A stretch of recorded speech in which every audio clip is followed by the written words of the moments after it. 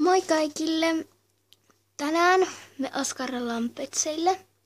Tämmönen kaulakoru. Siitä tulee vähän pienempi, mutta tästä tuli vähän iso. Et siitä tulee semmonen, että se voi panna joko mäykälle tai seisoolle kissalle. Mulla ei just oo niitä petsejä, joille mä ne teen. Tässä näin. Joten me niinku tehdään se ilman petsimallia. Mulle tarvitsee olla, mä oon semmonen, että mulle tarvitsee olla aika iso. Ja sen takia, jotta sen saa niinku seisoolle kissalle tai jollakin muuallakin. Mutta mä kerron nyt tarvikkeet. Me tarvitaan tämmöstä kumilenksua. Voi olla siimaakin, mutta kun mulla on tätä siimaa nyt niin vähän, että mä käytän tätä kumilenksua. Ja sitten voi olla jotain muutakin. Rautalangasta saa tehtyä samoin, mutta mulla ei nyt oo rautalankaa.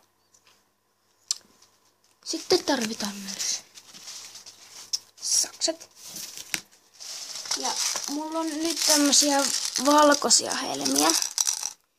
Me tehdään ne helmet tai tästä tulee niitä helmiä. Voi olla eri värisiäkin. Mutta aloitetaan.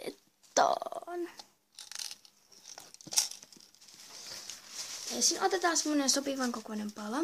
Tätä. Saa olla aika suhtkot iso. Tämmönen. Sitten otetaan näitä. Otetaan nyt eka yksi. Mulla ei sitten oo tässä mallia, mutta kehotan käyttämään mallina sitä pessiä, kenelle pääasiassa sen että mulla nyt ei oo mallia tässä kenen ulottuvilla, enkä mä jaksa ruveta kaivamaan sitä tuolta, kun se on tuolla laatikon pohjalla.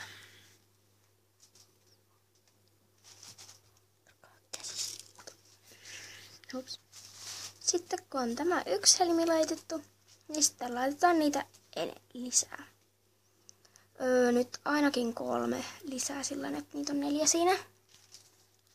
Näin. Sitten katsotaan kuinka iso siitä tulee, kun laitetaan näin. Joo, ehkä vähän pieni. Lisätään siihen vielä yksi. Vielä yksi helmi. Pitkät kynnet. Noin, mä lisäsin tähän nyt kumminkin 2 lisää, kun sitä olisi tullut niin pieni. Kannattaa aina välillä testata sitä, että kuinka se siitä tulee. Noin, nyt tää on ainakin mun näkökulmasta aika hyvä. Sitten ruvetaan tekemään siihen niin monta solmua kuin vaan ikinä saa, jotta se ei lähde niin helposti purkaantumaan.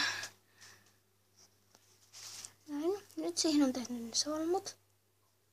Katsotaan, että vaikka se laittaa sormen ympäri, niin ei rupea aukeilemaan. Joo, ei rupea aukeilemaan. Ja aina voi sitten vähän kumminkin vielä lopussa, niin kun leikataan noin ylimääräiset langat pois, niin kiristää oikein kunnolla. Mä tein tähän nyt ainakin 5 solmua, joten sen ei pitäisi niin helposti nyt aueta. Sitten leikataan nämä tämmöiset sen kokoiset kumminkin. Sillä nämä langat pois, että sen saa, jää kumminkin semmoinen pikkuinen, että sen saisi kiristettyä helposti. Ja tämmönen siitä sitten jättää vähän tommoset tonne, niin sitten sitä saa aina välillä kiristää, ja jos se purkaantuu, niin on helpompi kiristää sitten. Tämmönen.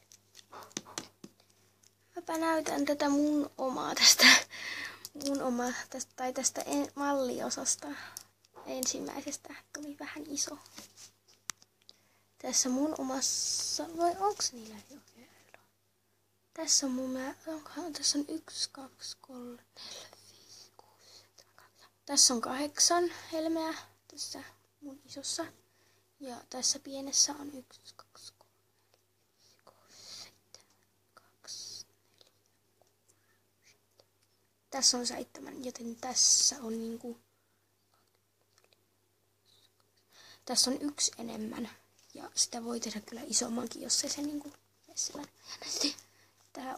Tämän kokoinen on mulle vähän pieni, mutta tämmönen iso on mulle sopiva.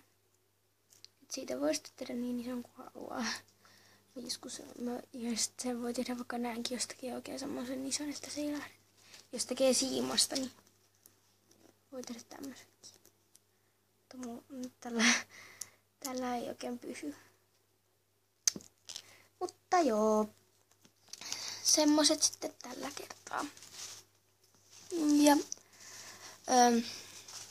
mulla on sitten vielä yksi askarteluvideo tuolla, jossa on sohvasta täällä mun kanavalla. Varmaan huomaatte sen täällä mun kanavalla, mutta joo, tämmöstä sitten. Nähdään. Ja mulla tulee pian. Tai ehkä aika pian tulee yksi uusi askarteluvideo. Ja saattaa tulla 2 viikon päästä. Mä teen pian trailerin siitä. Ehkä semmoista uudesta elokuvasta tai semmoista sarjasta, johon tulee ainakin 15 jaksoa. Ja mä teen aika lailla samalla päivänä. Ehkä mä teen yhtenä päivänä 10 jaksoa ja yhtenä päivänä 5 jaksoa. Koska mulla on 3 päivää aikaa tehdä. Ja käsikirjoitukset mun pitää keksiä 2 viikossa. Mutta joo, silviisiin. Heippa! Nähdään. Oh.